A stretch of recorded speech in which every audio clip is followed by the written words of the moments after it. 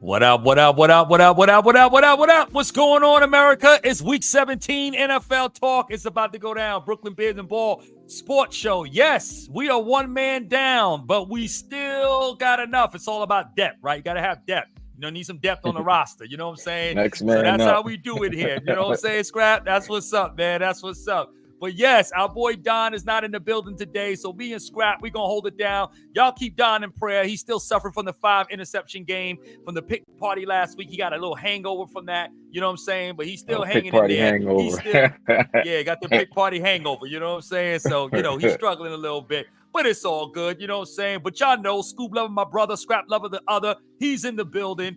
We about to get it on again. Week 17 NFL. It's all good. We got a lot of stuff to talk about. We got a big game going on, of course, tonight with the Cowboys and the Lions. And so it's going to be on and popping. And then, of course, the Eagles got a big game coming up. And then, of course, the Niners are trying to bounce back from their loss from last week. So we got some stuff to talk about. We're going to talk a little bit about Russell Wilson, man, and a surprising but yet not surprising benching. So Scrap and I will give you some take on that and what that looks like to us, man. But listen, at the end of the day, we about to get this on. Scrap, how you feeling, bro?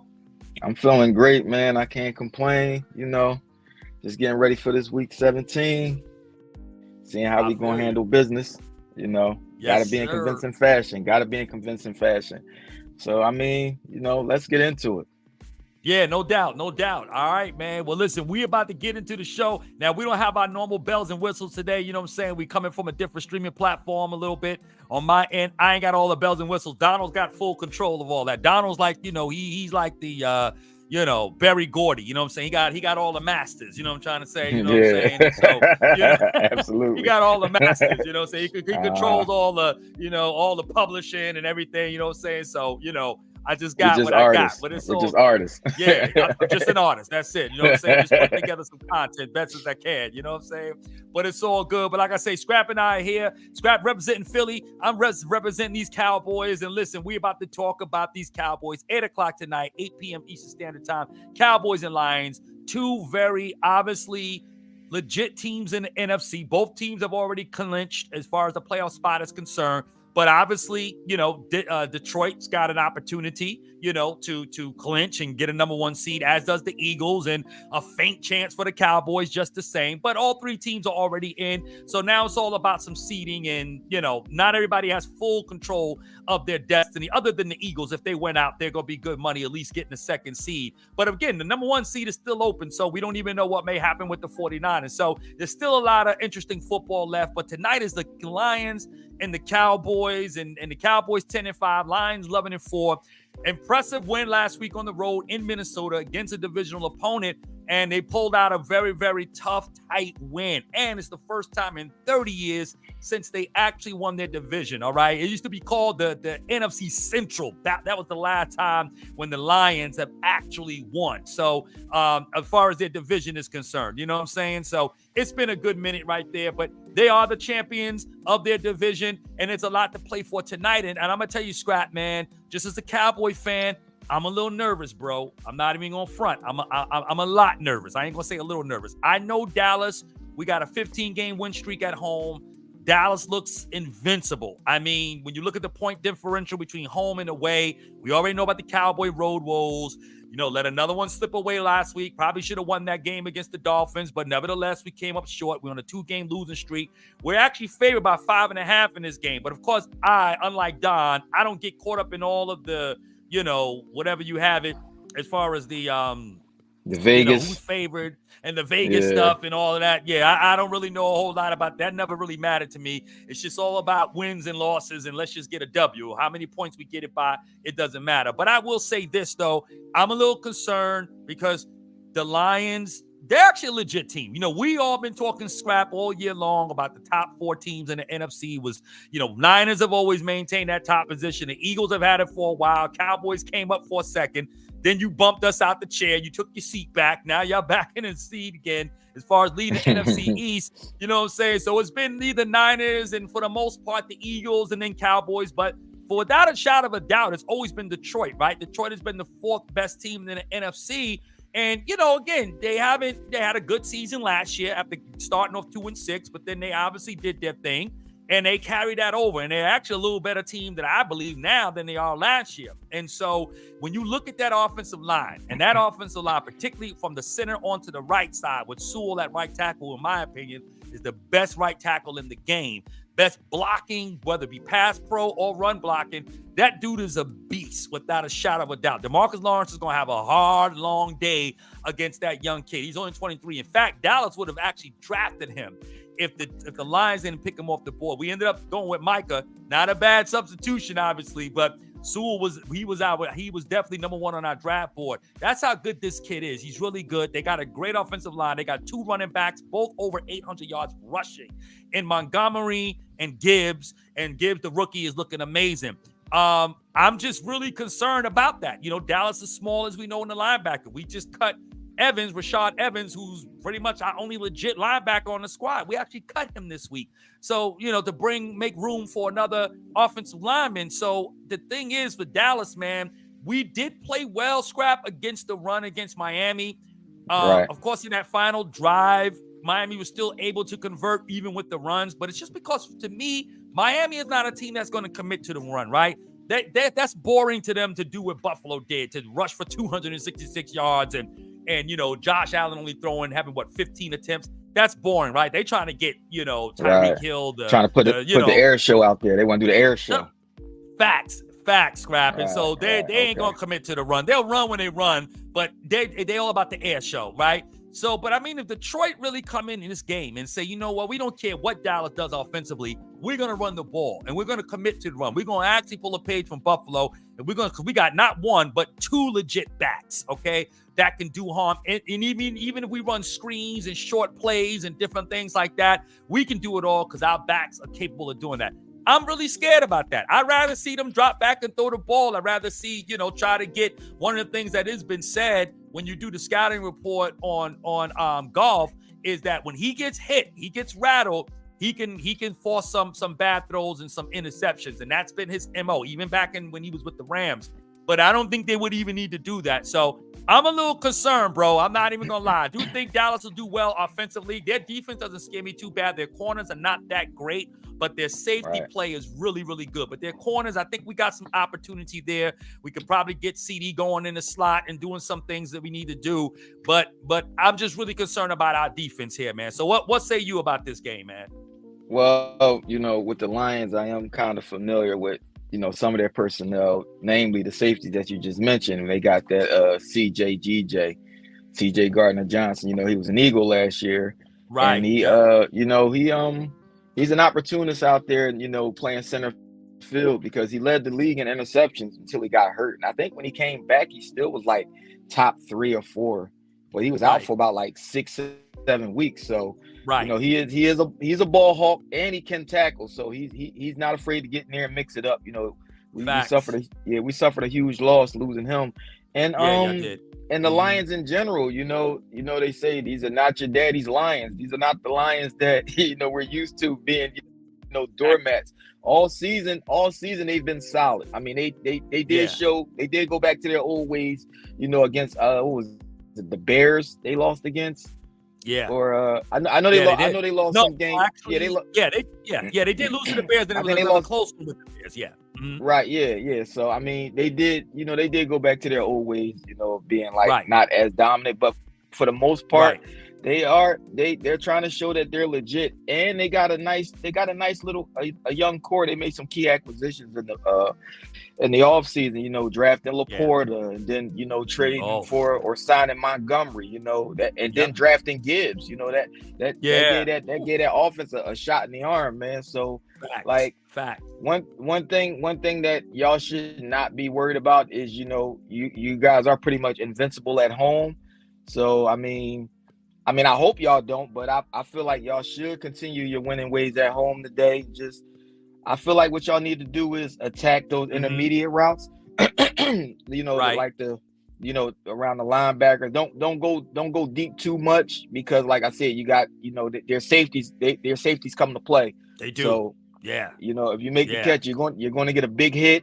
Facts. If not intercepted or broken up. But I'm not too familiar with their linebackers. So I mean, I would kind of do like everybody does against us.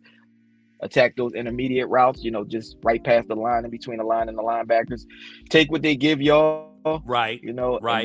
definitely don't abandon the run, because the run keeps the defense honest to set up the pass. So I do look to see what's his name, Pollard, get into the end zone today. Pollard needs to get into the end zone.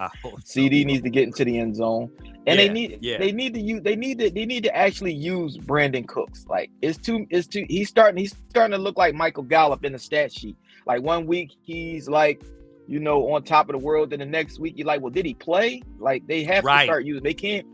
They can't CD us to death. They can't OD on CD, so to speak. Right, exactly. They OD can't on CD. You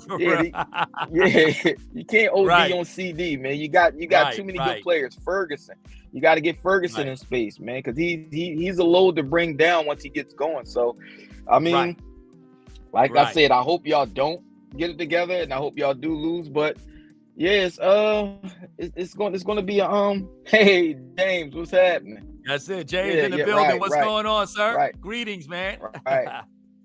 Right. Cooks is hit and miss, man. They actually miss hitting him a lot, so it's not his fault. It's like he just right. He's right.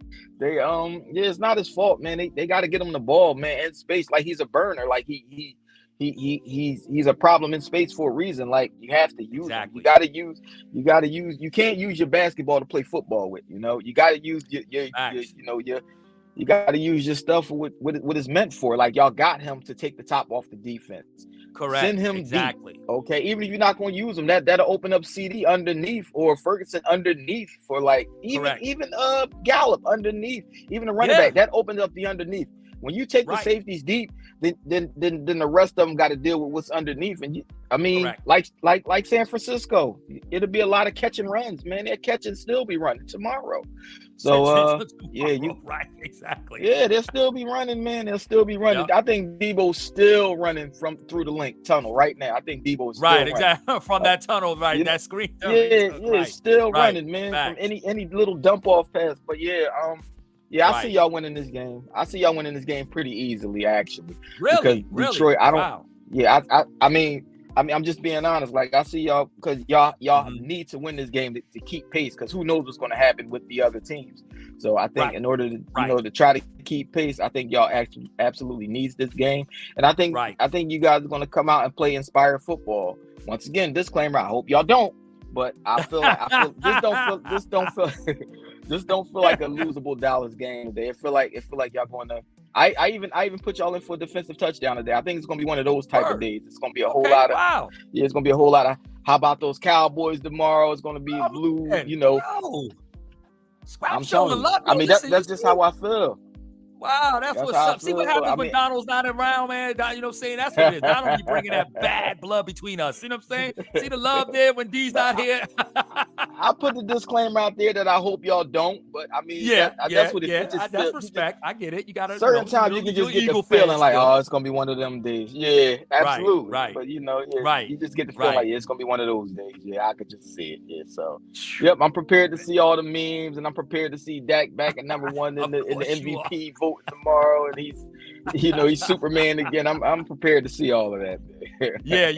They'll show him some love again if he plays well. You know what I'm saying? But Scrap, you make some excellent points, man. You do, you really do. Particularly with Brandon Cooks. You know what I'm saying? Like James said, he got that old man speed. Dude can run a 4.4 in his slippers, and you're right. And it is really it's a travesty that we really haven't used this guy in a way that other teams were able to use him. He's actually a 1,000-yard receiver on 4 different teams, man. That's quite amazing. You know what I'm saying? And so you brought him over here simply for that reason, taking the top off the defense. But Dallas just doesn't really use him. And you're right. Like the first 5 games of the season, we didn't really see Cook. We actually know he was even on the roster until we played the Chargers. That's when we actually saw him on the roster. So it was like there was no usage at all. But like you said, he's been inconsistent. Some good games, have some good good catches, some crucial third down catches, moving the sticks. And then, of course, he always every now and then gets that little corner route there in the end zone and in the red zone there. You know what I'm saying? But it's just not enough. It's just not enough. And he's too good a receiver not to be a part of the offense. So I couldn't agree with you more. Hopefully, I don't think that the Lions, their linebacking core is not the greatest. Obviously, Hutchinson on the front end, obviously, he's a beast. He's going against Terrence Steele, who's like third in the league, and giving up pressures and sacks. And you know a lot about Terrence Steele. Just ask Graham, right? Graham will tell you all you need to know about Terrence Steele. Absolutely. Yeah, he's been trash. So he hasn't really, he's had some moments, played good games in some instances, but he just hasn't been the same player since the ACL injury last year. He's going against Hutchinson. So I'm praying that Dallas will give him some help, chip a little bit, and make some proper communications to slide some protection his way. But you're right. Cooks, I think, could be that X factor if Dallas gets going in that game. But I'm not as confident as you are. I ain't even going to lie. And I'm the Cowboy fan here, right? As crazy as it seems. But that's the thing that's really interesting. What does James say here? He said, I don't like this matchup for you. You don't tend to win in the trenches on defense. And if you can't shut down Goff. No, I totally agree, James. I do. The trenches is big. They have a great offensive line. When you put their line against our line, yeah, it's a problem. Even with Micah there, right? And Micah's going to have to play a little off ball as well because we need help against the run. And that's what he did actually against Miami. Quinn had him in some off ball situation where he actually played the Mike. Which helped us a lot because Mike is very good from sideline to sideline with the speed, and he can also hit the gaps as well. So he actually plays the run pretty good, but again, you don't want to lose your threat, which is really what he's good for, and that's rushing the quarterback.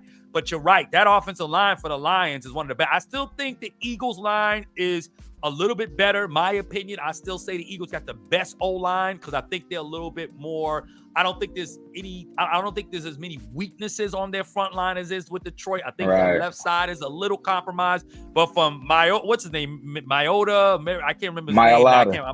Myalata, thank you, sir. From Myalata down to Johnson, of course, it's legit. And then you got a legit safety in center, excuse me. So to me, I think the Eagles got a little bit better line, but again, Detroit's line, and they are beasts in the run game, in the run blocks. It's amazing what those guys are doing. So, I'm not as confident.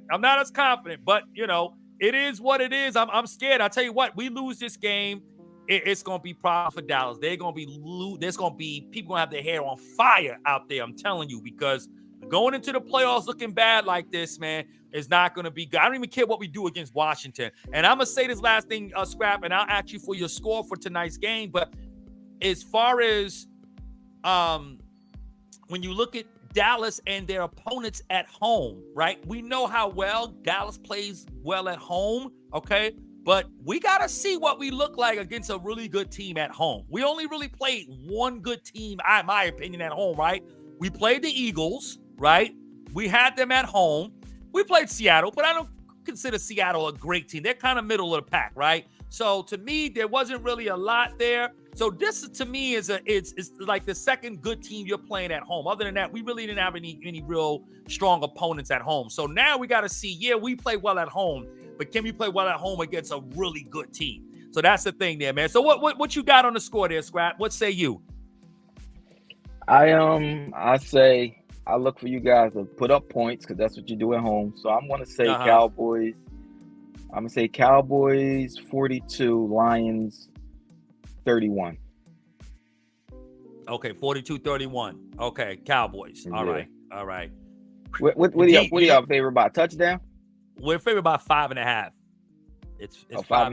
Yeah, I say 42, it was 6 31. early this week, but it's 5 now.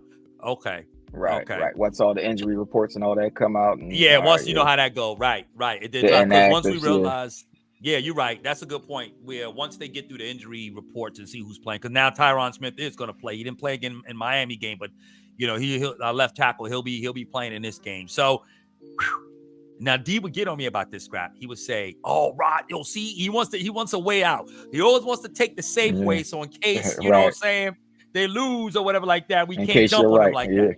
Yeah, you know what I'm saying? One of those in case you're right type of picks, you know what I'm saying? But I'm gonna be honest, man. And I've been saying it, Scrap. I'm objective, man, and I'm really scared of this run. I hope that Detroit, which I don't think they would do if they're smart, they're gonna run the ball and stay with the run, unlike what Miami did. And that's why we were able to hold them to just 5 field goals and 1 touchdown, which I thought was pretty impressive considering all things. Right. But I think with this game here, I don't know, man. I actually got Detroit winning this game, man. And I'm going to say this. Here's why. 37-35. 37-35. Do you think it's going to be a high-scoring game? Here's the thing. And you brought it up in your tape, which is a good point, I felt. Detroit is that kind of team. They still can they get those bad losses too, right? They lost on Green Bay Thanksgiving. They can get some bad losses, but they're a kind of team like Dallas who will beat themselves. They can implode. So to me, this game is going to be whoever wins this game is going to win this game by default of the other team doing something boneheaded. That's what I feel is going to be the difference maker. Who's not going to be the bonehead team in this game? And whoever plays smart and not implode or kill themselves or hurt themselves, that's the team that's going to win. So whoever does bonehead things or mismanage the clock like McCarthy would do from time to time. The least bonehead. The least boneheaded team. That's the team that'll win. Okay. Both teams have a tendency to do that. So that's where I'm kind of with the theory behind my pick. So I do have Detroit winning 37-35, but my heart says Cowboys, please win this game. What's your heart score then? My heart score, that's a good question. So my heart score would be, here's my heart score. So my heart score would actually be Dallas 38-30. That's my heart score. 38-30. Okay. Yeah, that's my heart score if we had to do that. But my objective score is 37-35 Lions. So yeah, so we'll see. We'll see. So I'm a little nervous, but we'll see how it goes. We see how it goes. So anyway, listen. So that's the game there with the Cowboys, guys. You know what I'm saying? We kind of pontificated on that with the Cowboys and Lions. That's a big game of the week. That is tonight, 8:15 kickoff there on ABC, ESPN, and of course tonight they'll be honoring and finally putting Jimmy Jones in the Ring of Honor for the Dallas Cowboys. But as we move on now, we're going to talk about... Oh, and they're honoring somebody too? Yeah. And they're honoring somebody? Jimmy Oh, man. They're going to come out with their hair on fire, man. Man, listen, I hope that. Fire, man. Listen, we've had some duds, man. I can't remember something happening with some big thing with Dallas. I mean, the first game of the season, we first opened up AT&T Stadium. We got blown out and just looked completely bad. I can't remember who we played, but it was a bad L. Like sometimes those things when you want the Cowboys, like, come on, Dallas, you know what I'm saying? Make it work. Like, you know what I'm saying? Like, don't be a downer on this celebratory night, right? That's what I'm hoping for. Like, don't lose this game, because then the only good thing we could talk about is Jimmy Johnson, and then we'll be wishing he was still coaching us, like we still do from time to time anyway. So, absolutely. But yeah, man. But nevertheless, we do have the Eagles and Cardinals. All right, that is coming up. That's at the 1 p.m. kickoff there. That's on Sunday. This is an interesting matchup here. Now, I'm gonna be honest with you. This is just me. Now, we know that the Eagles struggled in their win, right, if you will, against the Giants, all right? There were some things there, Hurts, the interception, you know what I'm saying? It was a tight game, all right? A couple of big plays by the Giants sort of kept them in the game. DeVito, we saw him get benched, and Tyrod Taylor came in, and, you know, he kind of got the team inspired. But nevertheless, the Eagles prevail at home, and they'll be home again against Arizona, right? Now, Arizona trying to play spoiler, you know what I mean? You know, when you got, obviously, with their quarterback who's back now and everything like that. I don't know why I'm drawing a brain fart, but Kyler Murray. Kyler Murray. Thank you, this Scrap. Kyler Murray's there, you know what I'm saying? So, you know, he's helped them look good, you know, because obviously he's a threat. He can run, he can move, he can shift the pocket. So it's a little different quarterback play, obviously a lot different than what you have with the Giants. But this is an interesting game. My thing is this, and I'll just come out and say it. I got the Eagles winning this game. They're at home. I think the Eagles will win this game, because one of the things I have to low key, you got to say, both in the Seattle game and in the Giant game, Matt Patricia, has actually looked pretty good, I think, calling the defense. The defense is not looking like they're getting shredded and just completely looking like deplorable out there. They are actually looking like, you know, they're keeping things in front of them. They're keeping things respectable. And now again, you haven't played. You got, you know, obviously Drew Lock, and then you got, you know, DeVito and Tyron Taylor. Not great quarterbacks, but nevertheless, right? The defense still looks like they're starting to hone in, and I think Patricia's putting the guys in a better position to play. And I know you like the young kid that y'all got back there in the secondary. I can't remember his name, but one of the guys back there, Ringo, really good. Ringo, yeah, Kelly Ringo, Kelly Ringo, right? Playing pretty good, you know what I'm saying? So I think you gotta admit, if you're watching them, and I mean, I'm sure you dissect them a lot further than what I could, but just on the surface, if I'm just kind of scanning the defense based on the games I've saw, the Eagles look a lot better on defense. Like, the defense wouldn't have necessarily, I think, been the cause of the loss per se, if that was to had happened last week against the Giants, because again, I thought that the pick six and stuff was critical. But this game here, I do think that the Eagles will show up. I actually got them blowing this game out. I don't think it's going to be a close one. I think the Eagles are going to try to find their stride a little. I can't believe we're talking like this, Scrap. See, when Donna's not around, we're just talking, you know what I'm saying? I don't know what it is, man. New year coming, man. It's a new year. Leaf, man. Yeah, exactly. It's a new more leaf. Love, less hate. More love, less hate. More love, less hate. Exactly. And I'm telling you, both our fan bases are like, what are these guys doing? Like, what are you talking about? Trust me, we both just got disowned by our fan base. Oh, we got disowned, no doubt. We just got disowned by our fan base, giving all these nice platitudes towards each other. Like, what are y'all talking about? But like Scrap said, of course, I want to see the Eagles fail, of course, right? Want to see the Eagles fail, but just being objective, I think, look, this couldn't favor the Eagles more, this schedule, right? And this is why it's important to win games, right? Why you have to win these games in early this season, right? Dallas is confronted with these challenges because you took a bad loss to Arizona, right? That's a bad loss. That loss has clearly come back to bite us. When you look at the Eagles, yes, they took that 3-game losing streak, but you had still some good wins, right? You beat some teams that were, you had Miami, you had Kansas City, you came out, and I think Buffalo. You guys beat teams that. What did y'all play Kansas City this year? I'm sorry, I may have said that. We played Kansas City. Yeah, did play Kansas City, right? We beat Kansas City. Yeah, you beat Kansas City, right? So Buffalo, right. Kansas City, Miami. So you got those games, and that's what it means, right? So obviously, December football is critical, right? You want to look good going into the playoffs. Eagles have struggled defensively. Play calling by Johnson there has been subject, a lot. I'm sure, Scrap, you've been talking about it the last several weeks, scrutinizing the play calling and not putting the guys in the favorable position, when it comes to converting and keeping drives sustained and different things of that nature. But you got cushion, right? Not that you take the cushion for granted, but the Eagles got cushion because they had wins. And so you come down to the softer part of your schedule. It was flipped for Dallas, right? We had the easy part. Now we hit the hard part. Y'all had the hard. Now you're in the easy. You did beat the Giants. Say whatever you want. You got the victory against the Giants. Now I think this is a good thing, and I think we'll see what Patricia's going to do and how he's going to play against Murray. And I think that's why I got the Eagles kind of winning this game. And I think they're going to win this game kind of handily. The Cardinals are still a good team, and they are scary because Murray can run. But I still like the Eagles, in this game. So what say you, sir? Well, first of all, I got to do this. Shout out to my mom. She's a Cowboy fan. So your mom is a Cowboys fan?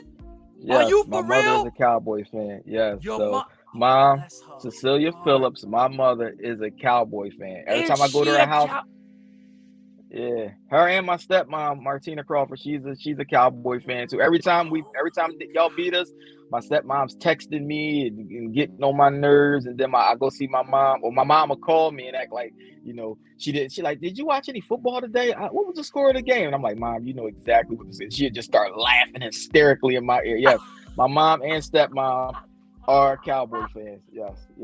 I wouldn't, Scrap. But first of all, shout out to your mom. Yes, let's shout out to your mom. Cowboy Nation, stand up. All right.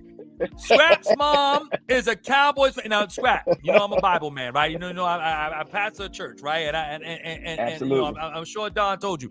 And one of the commandments say, honor thy father and mother, Scrap. You know what I'm saying? So you need to be obedient to your mom, man. You should be following your mom. You know what I'm saying? Like, not listening to your mom. You're breaking commandments here, sir. You know what I'm saying? So just want to listen. You need to honor your mom as a Cowboy, die hard at that, not just a casual fan or just the star or whatever. She's a fan, and your stepmom is a fan. Shout out to the women, the women of God. Bless their hearts. Listen, bless their hearts. I don't know how and where they went wrong, man, but they did. I don't know how. No, your parents don't know. You went astray. You went astray. But your mom and your stepmom, they right where they need to be, man. No, but go ahead, man. Tell me what you think. I'm the defiant child. That's like when you come in the house just with a mohawk. Right. You're just doing your own thing. Right. That's one of them disobedient haircuts, right? Like I'm cutting against the grain, right? You know what I'm saying? Yeah, but I do like at this point, I'm still not subscribing to the whole "a win is a win" newsletter. I'm not subscribing to that. I want to see dominance on both sides of the ball. This game right here, being that Murray is a mobile quarterback, I want to see our front four defensive line, maybe even five. I want to see them keep him contained and make him a pocket passer, because I feel like if we can keep him, contained, I feel like we have a good chance to blow them open, because he's rusty. Okay, so he hasn't played all season, so just don't let him run roughshod all over the field, because then that's when you can get the stupid penalties when he slide and you coming in anywhere, you hit him another 15 yards. I don't think their running game is too good. I like they won 3 games. Like, I haven't been watching them, but exactly what do they do good? You can't do too much good if you only got 3 wins on the season. I know they got James Conner and they got that other. That DeMarcano or whatever his name is. I think they got him too. Right. The other dude, yeah. I know you're talking about. Yeah, but outside of Hollywood Brown, they do have a good tight end, that McBride. He's starting to look like he's like the real deal. Like I actually picked him up, and I got him. We're in the championship this week, so McBride is McBride is a good tight end, but I don't. Yeah, he is. When you match roster for roster, they can't match up with us on either side of the ball. Like, their defense is just as bad as ours. So, but what I do need is, on the defensive side of the ball, I need the line to step up, and I need the back 7 or whatever. I need them to tackle. I need them to tackle. If they get completions, just get them on the ground. Don't give up no yards. Don't give up an obscene amount of yards after catch. I need this to be a good, just dominant game. And the offense, I need all of that. I need everything cleaned up on offense. I need running. Yeah. I need a strong running game. Okay. I need us to run the ball a lot. Okay. I need the passing game to be good. And I need the screen pass to be outlawed. I need that out of our playbook. There's no more. I don't care what the situation is. Do not throw a screen pass tomorrow. Like, they need to just take that play out altogether. Like, if they ban the tush push, ban the screen pass just when the Eagles use it. Just ban it, because nothing, it's just like throwing the ball to Quez Watkins. Nothing good comes out of it. Now, if you're gonna throw a screen to a running back, that's fine. But the wide receiver screen, I was gonna say, the wide receiver screen does not work. It doesn't work for us. It don't work. It don't work. Same with Dallas. It's like that's like a sure way to lose yards by running that wide receiver screen. Now, can we bounce back? That's the question, because it's been a lot of just voiced frustrations and all kinds of just outside noise. That's just I don't know if it's like dividing the locker room, because it like Sunday, somebody will say something on Sunday after the game, and then Tuesday they'll try to walk it back, and I said the worst thing you can do to a player after a loss, excuse me, is put a microphone in front of him, because it's raw emotion. Exactly. It's raw emotion. Sometimes you say how you really feel, and you might not mean to say it, but I mean, it's the truth. You say your first instinct, your first response is, normally the correct one. That's really how you feel. That is true. Right. Jesus Christ. Yeah, me. If the Eagles can't beat the Cardinals, they got to hang it up. That dude, he need to wear a suit with a red hat with a big C on it. That's Captain Obvious right there. Of course, if Captain the Eagles Obvious, can't beat the Cardinals, right. Yeah, that's Captain Obvious, man. Captain Obvious. Yeah. But I need AJ to get into the end zone with the ball tomorrow, so he can be happy again. Because we need a happy AJ. Apparently, we got to keep him happy. I need what else? I wouldn't mind seeing Goddard get a touchdown and Devontae Swift. DeAndre Swift. I need them 3. I'm not worried about Devontae, because he don't need to get into the end zone to be happy. Okay. Right. He can be good, between the 20s, possession receiver, catching runs. He's good with that. Long as he's involved, he's good. AJ needs the touchdowns. He needs the glory. He needs the accolades. He needs the praise. He needs to be able to celebrate something after he catches the ball. Yeah. Wide receivers are divas for the most part. And AJ is no different. Like, he needs the touchdowns. He needs all of that. They keep the juices flowing. Okay. Right. He had about 8 catches for 80 yards last week, and he still wasn't happy. Okay, he came out. No, I'm not. I don't want to talk to the media. I don't want to talk to the media no more, right? Exactly. Just being involved is not good enough for him. Okay, so this is a game where we can get him into the end zone, maybe twice. Okay. Yeah. We got to get. Yeah, I mean, we don't have to force feed him. No, like it will be plenty of opportunities for him to get there. We just gotta get the ball to him in space. And I need to see a cleaner game from Jalen, because why I can't really put the pick six on him because Dallas, got it slipped or whatever. I can't really put that on him, but I need this. I haven't seen like a clean, just straight dominant Jalen Hurts performance this season. Like I think the last one was probably against Buffalo, and that was when he had to play hero ball late. Yeah. So I need just a straight dominant from kickoff to final buzzer. Okay, no running into each other, fumbling kick returns. Okay, no blooper reels. I need to see all just dominance. I need to see dominance. And I'm gonna say it again. If we win by anything less than 2 touchdowns, it's gonna feel like a loss to me. Because at some point, like I said before, this time teams have already come into form this time of season. This time of year. Exactly. Okay, so which is true. Yeah. The way we, like I said, the way we look right now, if this is our form, then I'll say it again. I'm terrified if this is our final form. If this is what we are. I feel like it's gonna be a short trip after our first home game, because I don't really see us losing at home. Not the first game, but if we got to go on the road, man, or whoever else comes in here, man, it's gonna be a long day. So. True. Like I said, the defense, and one more thing, and to your point about Matt Patricia with the defense, like they're starting to look like a defense now. So before, I was thinking it was more so the personnel than the play calling. Even though the personnel is horrible, it leaves a lot to be desired. Right, right. A good friend of mine used to always say you can't make chicken salad out of chicken crap.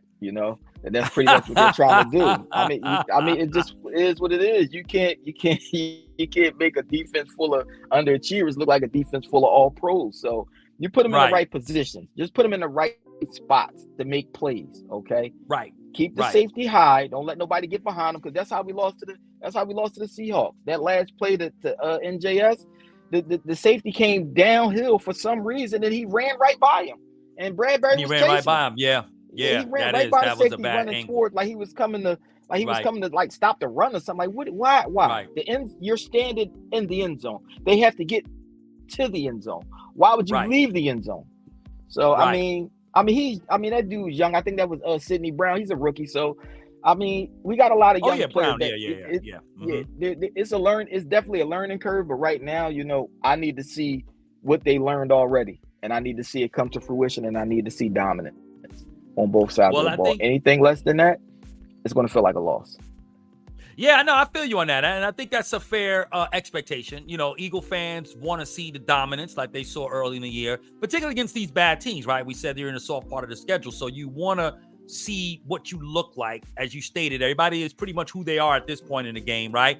Identity is set. You know what you are. You know what you should be going into the playoffs. So that's a fair expectation, I believe. You know what I'm saying? As far as the Eagles go. And Ahmet says here, bro, the Eagles need to have their defense going. They have good offense. They're focusing on the wrong thing. But I think you already covered that, Scrap, in the sense that where the defense is, again, I think Patricia's put the guys in place. Now, it takes some time, right? And it was a good thing that Sirianni made the change when he did. Maybe that change could have come a little bit earlier. That would have given y'all enough more games to kind of get acclimated to what his scheme is and what his philosophy is, right? But nevertheless, it happened. And so just in these 2 games, again, from what I'm saying, just from the eyeball test, it looks like the Eagles defense is not getting shredded and just looking bad like they were before. I think they're definitely playing more sound, more control, keeping things in front of them. So again, 1 or 2 plays, like you said in the Seattle game, granted, but they still, that game they still dominated in, right? If you will, as I would say, my dominant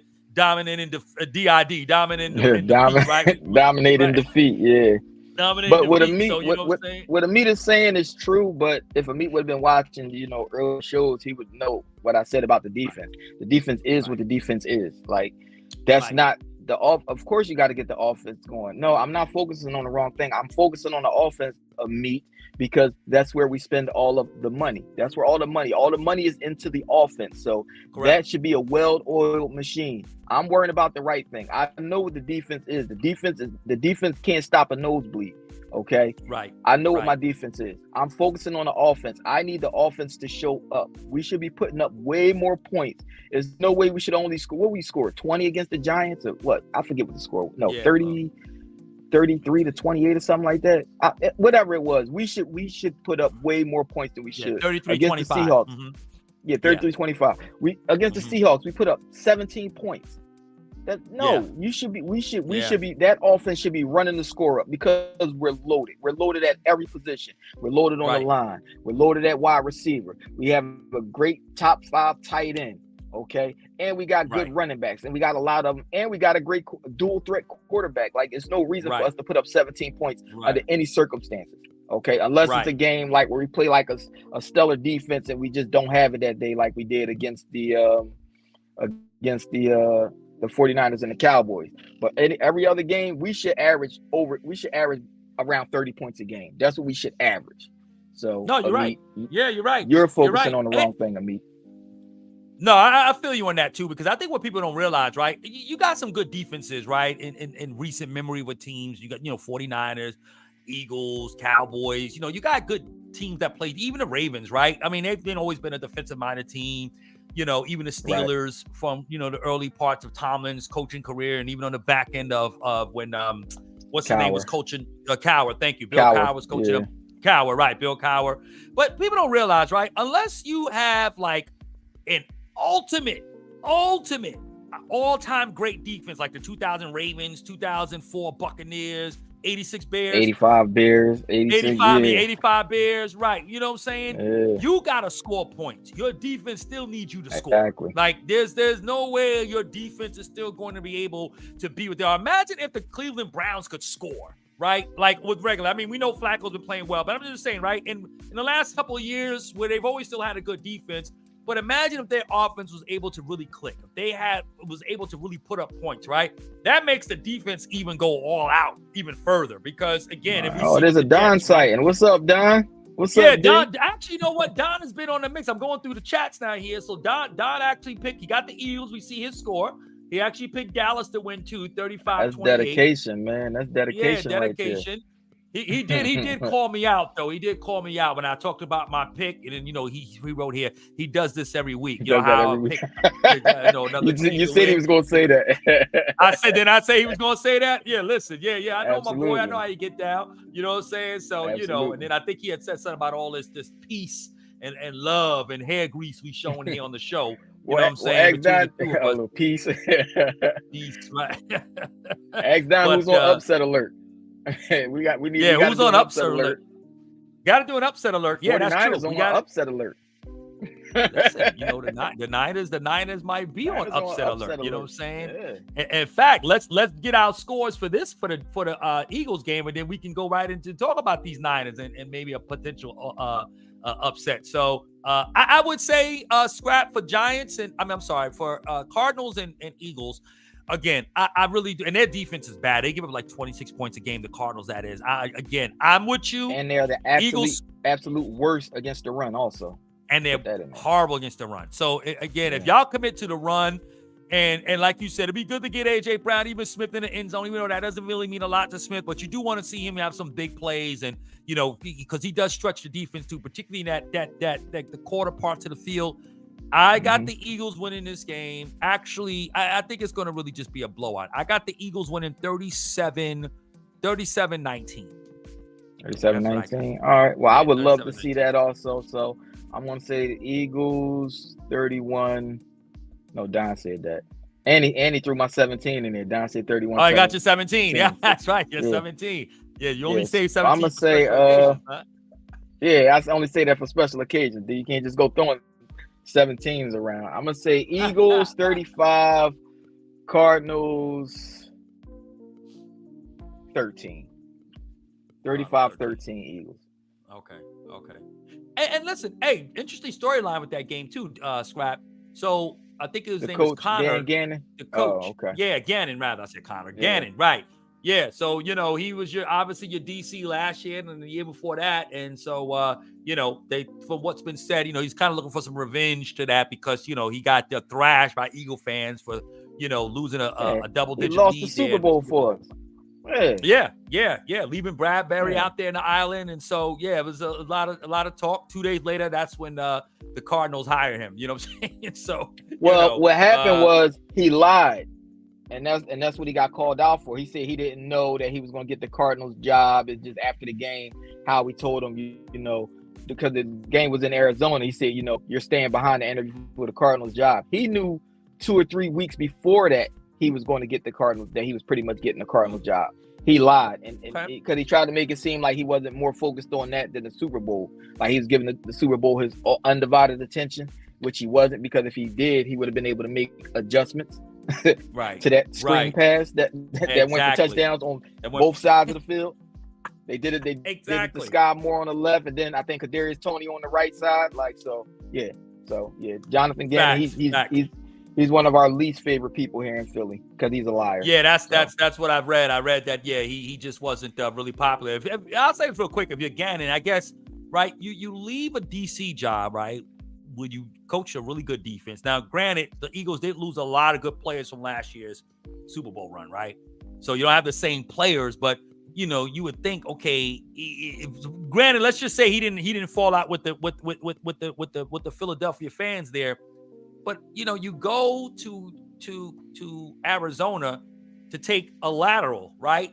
To be there, and I'm assuming he did that maybe because he figured he could be a head coach because he wasn't going to ever get Sirianni's job, right? Sirianni's pretty much absolutely not.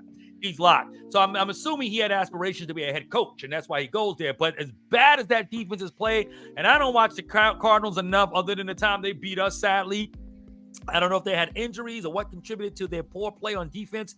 But to look as bad as you have as a defensive coordinator with that team, bro, you ain't even going to get a head coaching job the way it looks. So you were better off just staying. No, he is the head coach. He is the head coach of the Cardinals. Coach? Oh, man, I'm bugging, son. Yeah. I'm bugging. Yeah, he is the head coach. Yeah. Okay, y'all excuse me, guys.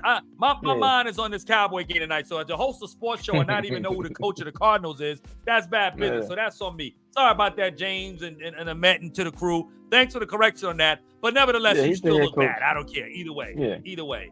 Okay, I thought he was the DC. My bad. Like I said, I don't even watch the Cardinals. We don't talk about him on the show a whole lot other than today. He's the head coach, and that's why he was all distracted and couldn't pay attention to his job because he had a head coaching job lined up. Yeah, they took both of our coordinators. They took the Colts took Steichen, and the Cardinals took Gannon. It happens with a successful team. Your coordinators are definitely going to get picked. So they're going to get plucked. They come pick right off the tree like fruit. Right fruit. They pick them right off the tree. Exactly. Come pick them right off. Exactly. Yep. Oh, that's man. what we hope happens with Brian Johnson this year. Yeah, you hope somebody would take him. Exactly. Yeah, I think, either way, I think the Eagles are going to fire him. Personally, my opinion. I think they're going to let him go. He's definitely not going to come back as the OC. No question. Your defensive coordinator, too, he's going to go. The other kid that got kind of demoted, if you will. Desai. Desai. So I think they're going to let them guys go. No question. You definitely can't go into next year with those guys as your coordinators. No doubt about it. So, and what was your score again, Scrap, for the Eagles? What was it? 35-13. 35-13. Okay. All right. So dominant victories. We picked some a dominant victory for the Eagles, and I think they should. And then they're home too, so I think it'll be this shouldn't be a problem. I think the only game the Eagles would need to be a little concerned with is when they go play the Giants in the last game of the season. But if you dominate this game, then I think that kind of puts aside any questions regarding what the Eagles could do, and I think they'll pretty much handle the Giants. So as we move along here, we got the Niners and the Commanders. You know what I'm saying? So shout out to Don. Of course, we got to cover his Niners. Niners took a beat down last week. A bad beat down last week. And, it was nice to see. It was nice to see, although I still think the Niners, in my opinion, will still represent. You know what I'm saying? Here we go. Here go James. The Bang Bang Gang is going to come out full of piss and vinegar after handing the game to the Ravens. We have a point to prove. No, 50 burger coming. I expect the same thing, though, James. I do believe that the Niners are definitely going to come out smoking especially against Washington. They're going to come out smoking because they got a lot to prove. And when you beat a really good team and you get blown out like that, you want to make a statement. You definitely want to make a statement. So like the Eagles, as I anticipate them blowing out Arizona, I will say, I'm not even going to waste a lot of time on this tape. I do think that the Niners will go ahead and handle business. You know what I'm saying? So even though you're in Washington, okay, now this could be, now all I want to say, for America, so y'all know, me and Scrap and D, we be in our chat, and, anytime something looking fugazi, we start giving you the eyeballs. You know what I'm saying? So D, if you listening, bro, don't get the eyeballs, bro. All right? Don't have this game struggling where, the Commanders is up or y'all only winning 13-10 at the half, okay? That's not going to be a good look. Y'all need to come out here and you're going to need to show and do what you need to do. But I do see that this game should be pretty much, done away with quick. I like the Niners in this game. I don't think it should be much of a problem for them to handle their business. And I think they'll bounce back pretty much in dominant fashion. What say you, sir? I think that, what I do need, and it better not happen, I better not see none of the 49er linebackers dressed up like referees, because that was absolutely crazy last week when that ref tackled that man in the end zone like that. Right. So, yeah. But, yes, exactly. For all things, sane and rational in Niner Nation, this better be a blowout. This better not even be debatable. And, you got Chase Young going back home. So, he's going to be playing extra hype or whatever, with Chase Young going back home. So, yeah, the Niners should roll. They should roll. This game right here, it should be a formality that they play. And like Don would say, I think we will have a Sam Darnold sighting under better circumstances this time. I think we will. We should have a Sam Darnold sighting. I think everybody's going to get into the end zone. I think McCaffrey, Debo, Ayuk, Kittle, maybe even Purdy will run one in. Bring in the running back. They're going to score upwards of 7 touchdowns tomorrow. Like I don't see nothing stopping. I mean, the Commanders, they're pretty much they're not playing for anything but pride at this point, trying to play spoiler. So I mean, of course, I don't see Sam Howell having a big day like he did against us, because I think we're the only team he can, really throw for 400 yards against on any given Sunday. So, this is going to be like Tyson against Spinks, man. This is going to be over so quick. Tyson and Spinks. That was pretty quick. Yeah, that was pretty bad. Don't go to the bathroom on this game. You're going to come back. It's going to be like 35-0. Like, don't even blink. Just sit there. Yeah, it's going to be a laugher. Man. It is going to be a laugh. I totally agree with you. But, Scrap, I'm keeping Ahmet's comment up here because I want us to chat on this for a quick second, okay? He said 49ers all day, which we both agree. But he said that L they took was a fluke. Now, Ahmet, are you talking about last week's L? Do we need to go back and revisit what happened? What are you implying, Ahmet, that perhaps that L that the Niners took last week was a fluke? Somehow it was luck, maybe, that the Ravens dominated the way that they did?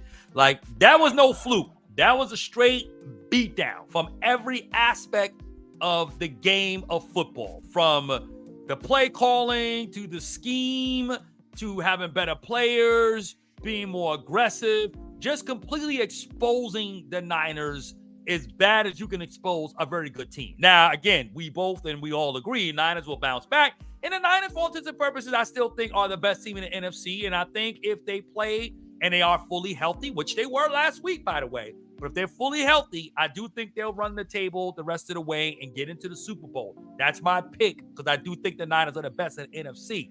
But you cannot take away from what the Ravens did last week. That was a formidable performance. You can't take away with that. They put it on them boys. You know what I'm saying? On the road. And it looked easy. There was no sweat, no pressure. I don't even think Lamar Jackson even broke a sweat in the game. And I don't know if y'all seen the juke that he put on Fred Warner when he ran out in the open field. And it was right before the chat. I was saying, Scrap, I said, yo, is Lamar hurt or something? Because why is he not running? I mean, he was just wheeling and dealing, scrambling.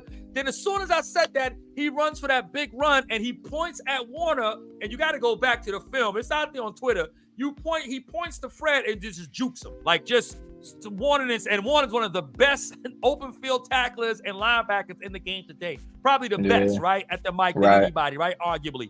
But, I mean, Lamar, and he was jogging, it looked like. He didn't even run hard. It wasn't like He wasn't like running like Lamar from 3 years ago. He was just running. He just like jogging. Like it was like as if he had a red jersey on. No one's going to hit him in practice kind of thing. You know what I'm saying? Yeah. So, I mean, we can't say that game was a fluke. You know what I mean? Lamar got that kind of speed though. Like you can't over anticipate what he's going to do. He will go the other way and have you looking real foolish. But you got to excuse a meat. He's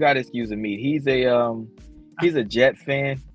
Oh, he's a Jet fan. Oh, okay. He's a Jet fan, okay. And he stands really close to the microwave when he's warming his food up. So take that for what it's worth. Stands really close to the microwave when he warms his food up, man. So I think some of the radiation gets in there and like scrambles his noodles around, man. Yeah, man. He all right though. Yeah, he'll be all right.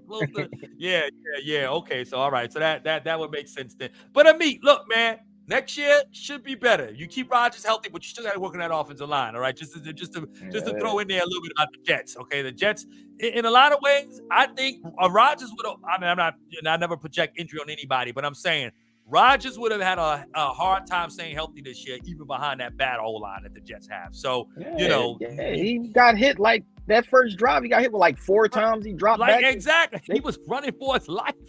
Exactly, like the defense looked like they was his offensive line and then just turned around after they hiked the ball and started chasing them.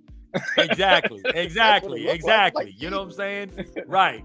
You know what I'm saying? So James, all right. So we'll give him. We'll give. Yeah. We'll. But now, he said that L wasn't a fluke. Yeah. So James is being honest in his take. You know what I'm trying to say? So he's definitely doing. James, they came into ball. We took them for granted. Kyle made his game plan in Wendy's bathroom and didn't run the ball. That said, the amount of chances they had on the ball, it should have been more. No, I totally agree. I definitely think Shanahan got out coached in that game. And here's the thing about the Ravens. What I learned about their defense, Scrap, is that they stay in zone. So all the motion and all the stuff that you do offensively, that means nothing to them. They just stand right there. All 11 it's not only a zone, it's a discipline zone. They know where the ball is at all times. Okay, Facts. They know. Facts. And when you go long, they're D-backs. They're running because they give them a little space, so they run kind of next to you instead of chasing them like ours do. And they're looking back the whole time. The wide receiver eyes is on the ball. Their eyes is on the ball, and the wide receiver see where he is. Like it's some stuff you cannot teach. Those are those intangibles. Now our wide receiver, our D-backs, we chase you down. We running. We never look back for the ball. That's why it's always a pass interference when we always get all types of crazy penalties because it's the little things. You got to look back. You got to know where the ball is. Okay, you see his eyes get big and he put his hands up. Put your hands up. Put your hands up. Right. That's what they teach us. One-on-one right there. Right. Exactly. So, no, you're right. It's a discipline zone. I like the way you put that because that is how they play. And so, I think that defense is just really, really good in how they scheme things. And then the Met came back. And the Met, I think, you make a good point. It's a good rebound there. He was basically saying, just giving clarification to his comment there. So you could see we're just engaging. So Donald's not here. So you guys have been the third host for us today as we engage some of these comments here. That was a lack of aggression on the offense and the defense was on vacation. They didn't play how they normally do 9 out of 10 Sundays. It wasn't a normal showing is what he's saying. No, I mean, and I agree. You would have thought, though, that they would have been up for this game, right? I mean, considering who you were playing against and you at home. But, Super Bowl implications. I understand. Super Bowl implications. Exactly. That was a Super Bowl preview in the eyes of most. Totally agree. Yeah, so I thought they would have definitely been a little bit better in their performance. It would be a different story if we meet up. It's just a shame we needed to get embarrassed to get it done. Well, look, we have all taken our embarrassments. Me and Scrap, we should have called this the 42 show. You know what I'm saying? The 42 show, Scrap got 42 put up on him. I got 42 put up on me because of Don and the Niners. So we're the 42 brothers. And so we know what a beatdown will do. We've been there before, but absolutely. But so we get it. Better now than later. Better on this side of the playoffs. Facts. To lose any type of game. Better on this side of the playoffs. Facts. I couldn't agree with you more. Oh, and Jacoby Brissett is actually starting for the Commanders in this game. So not that I think that makes any bit of a difference, but wow. So they might not even score. Yeah, this is bad for them. Yeah. If anybody's playing, which I'll tell you the truth, if you're a Commander player, you got to think about it, bro. you got a whole new regime coming in, right? You know, the whole coaching staff, everybody's getting fired. From everybody's the boy going, on down. Everybody's going, right? So yeah. you might say, well, I'm trying to play, and maybe the next regime coming in is the next administration is going to give me some love and keep me on the team. I don't even think so. I think they're getting rid of everybody from top to bottom. They're going through a full wash. Yeah, they're going to get that team a root canal. Get that team a root canal, man. That's exactly, crazy. Scrap. Exactly. I feel you. You know what I'm saying? Oh man. Oh yeah, that's right. So wait, Sebastian Joseph Day, he went to the 49ers, right? Remember, Don was all hype about that the other day. He was hype about that. Yeah, I mean, it's a depth move, you know, some more depth, which they need, you know, because one thing about the Niners, they don't have serviceable players behind their key players. Like if a Debo goes down or Kittle's, like I don't even know who their backup tight end is. I'll be honest, and you could share with us, James, who that is, right? Like I don't even know, either. Right? It's I don't know. I don't even know who your left tackle is behind Trent Williams. Like it's bad, and you don't have. We saw who it was last week because once Trent Williams went out, that spot was woof. Yeah, so real. You know why? Because their key players are all master keys.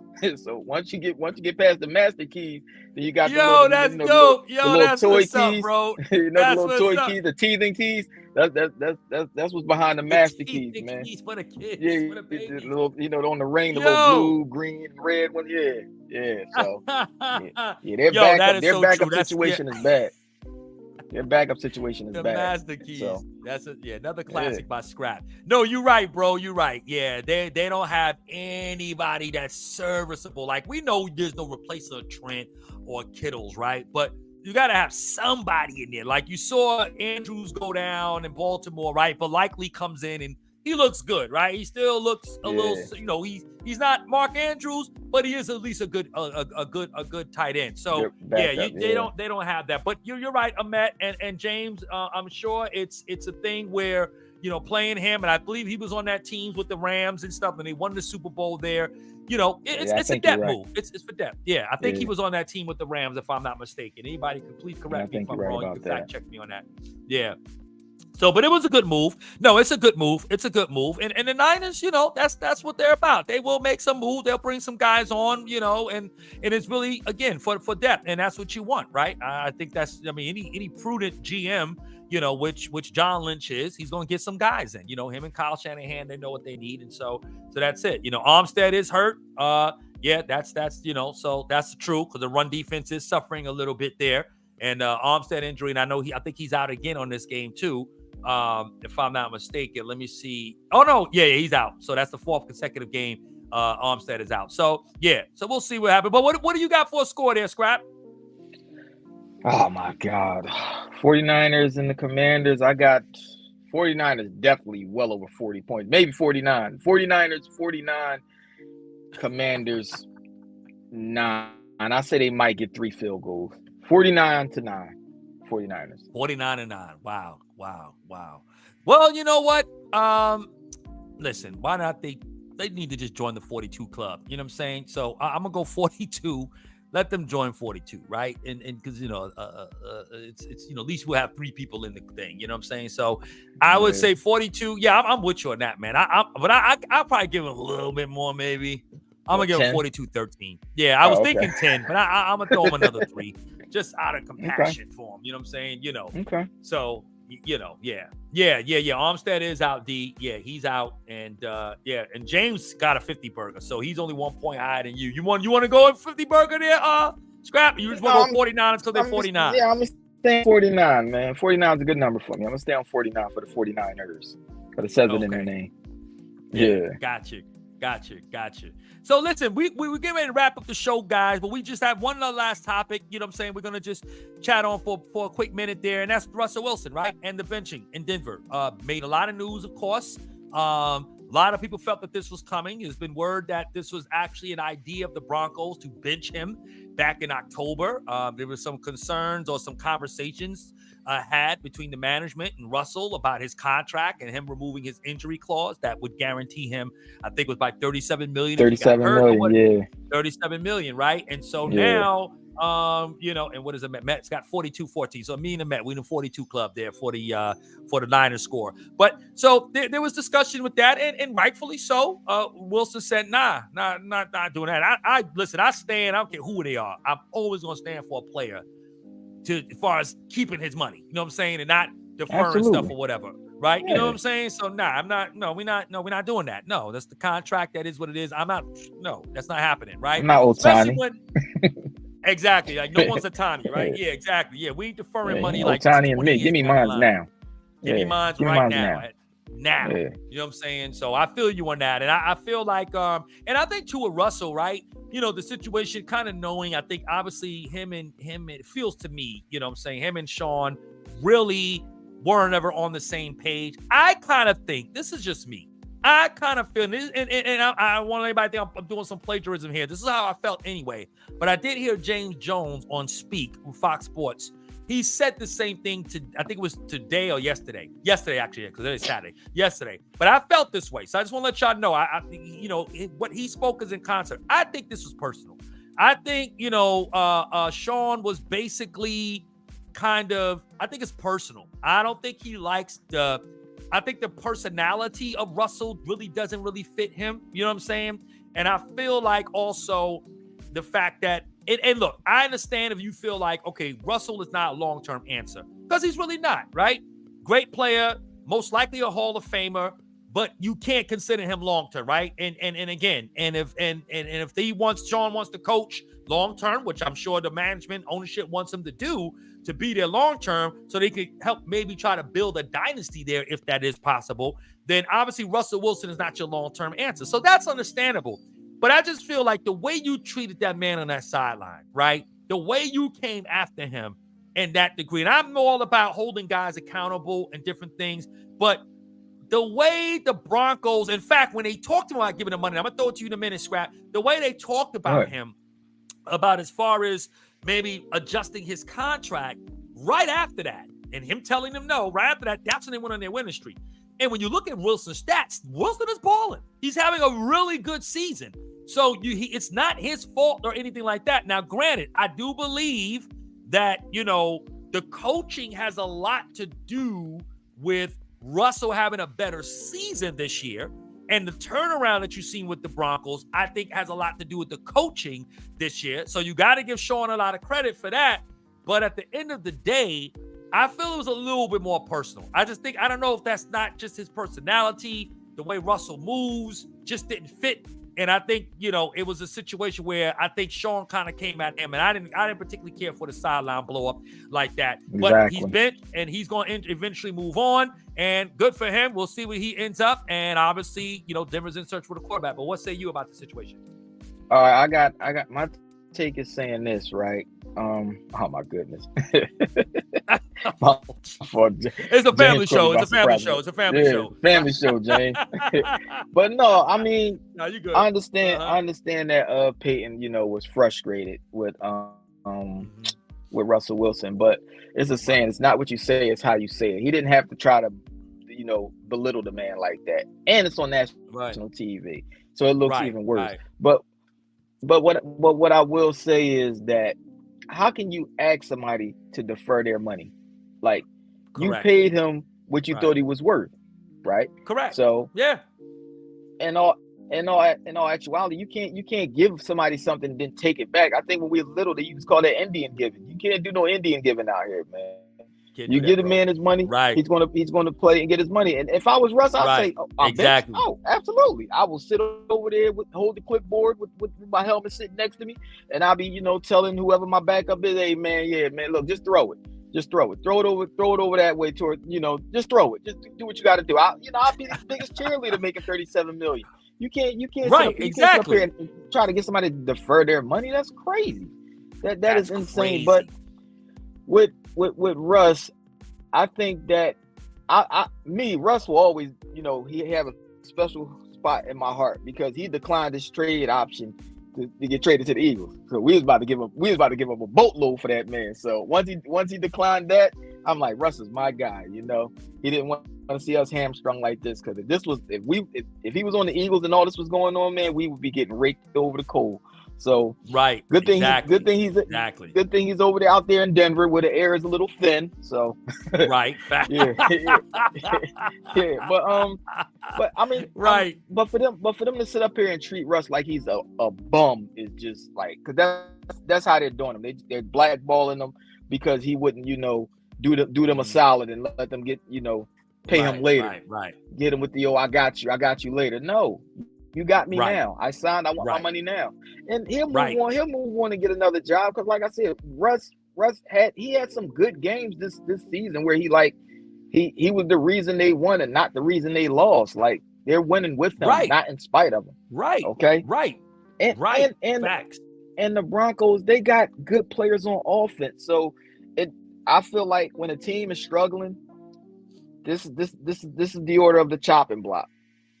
They switched the coach first, okay? The coach last year, they were horrible. They got rid of the coach first, okay? Because the players make too much money to just cut them. It'll be too much dead. So would you rather be paying somebody $1 million or $2 million a year and get somebody new, or paying somebody $37 million and have to bring somebody in? So they're going to switch coaches before they switch players. Okay, so for Sean Payton to come in there, he should have tried to figure out a way to make it work with Russ. Because Russ is still a serviceable quarterback. He's better than anything they're going to have in Denver. He's better than he's better than anything they got behind him, and he's better than anything they're probably going to get in the next couple of years, unless they get like a good enough draft pick where they can move, where they're up high enough to get one of these, these generational. And a lot of they gave away like 45 first-round draft picks to get Russ. Exactly. So I mean, they don't even have any picks hardly other than the one that so he's pretty much they pretty much tagged him as their guy. It's just unfortunate now because they're not getting their way that they're going to treat him like this. But like I said, Russ holds all the cards. If you want to bench me, bench me.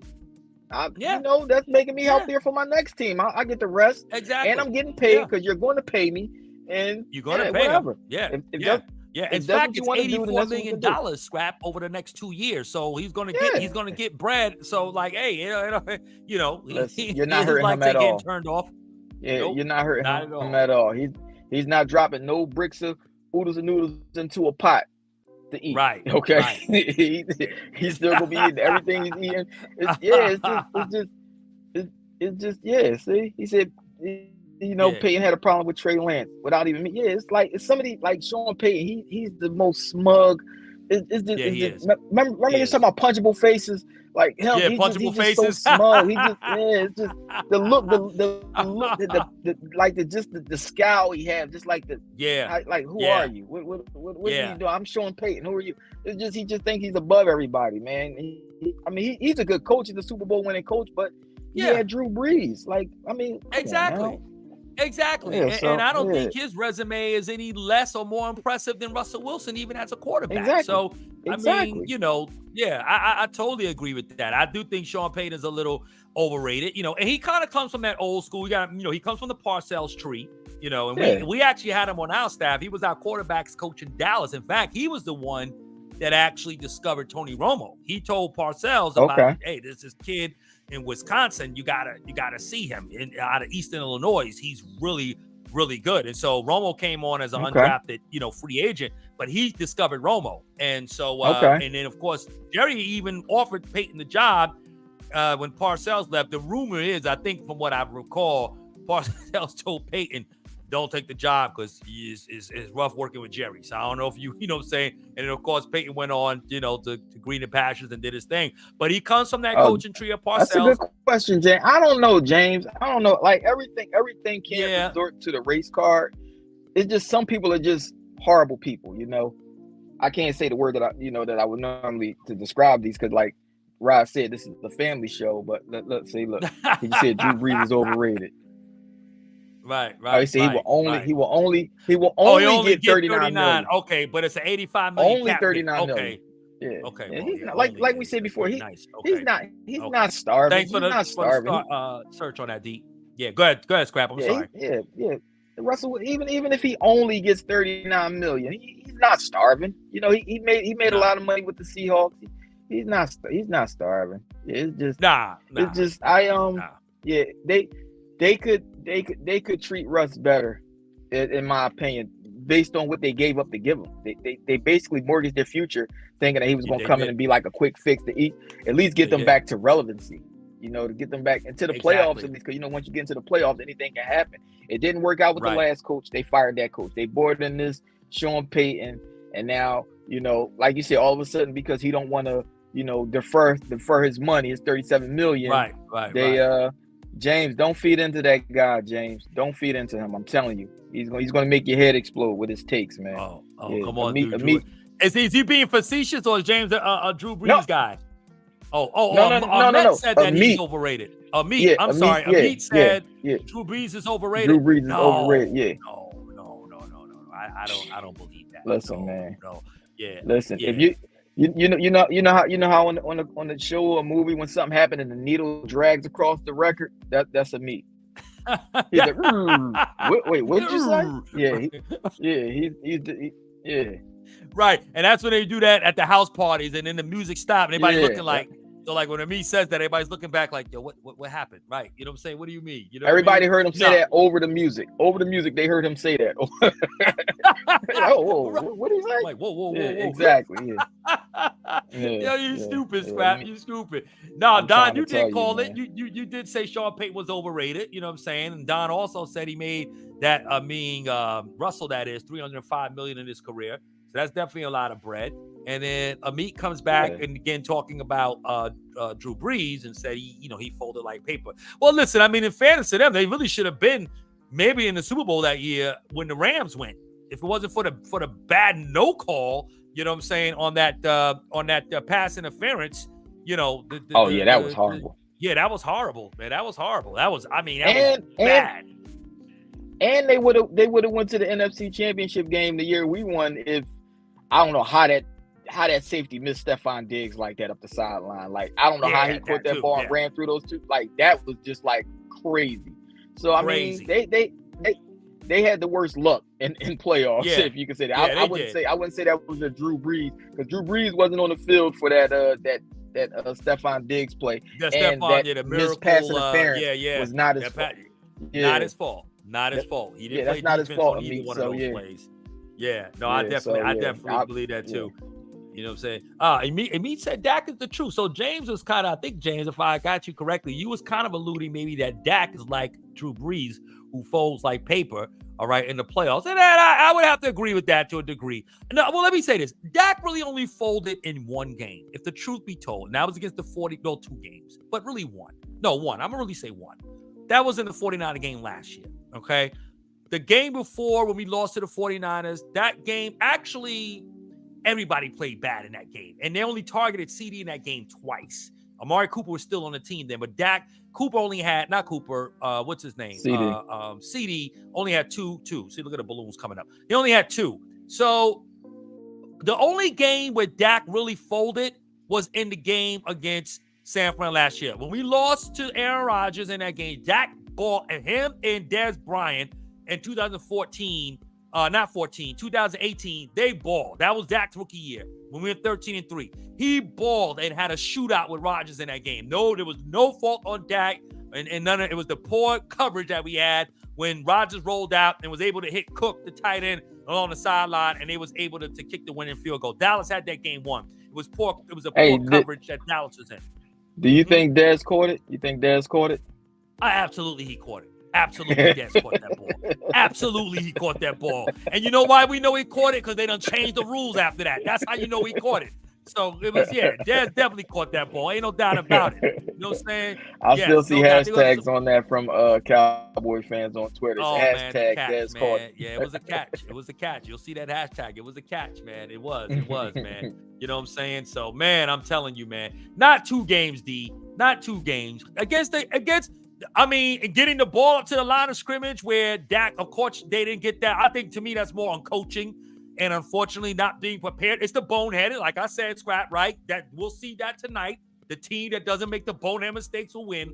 That was a bonehead issue there with Dak, because for them to run a draw in that position just didn't make sense to me. And you ran, right. And the problem is Dak ran way too far. He wasn't supposed to run as far as he ran because you don't have enough time to get the offense set. So that didn't make sense to me why they did a quarterback draw and Dak wants to run 50 yards. That's why the Niners was like, hey, keep running.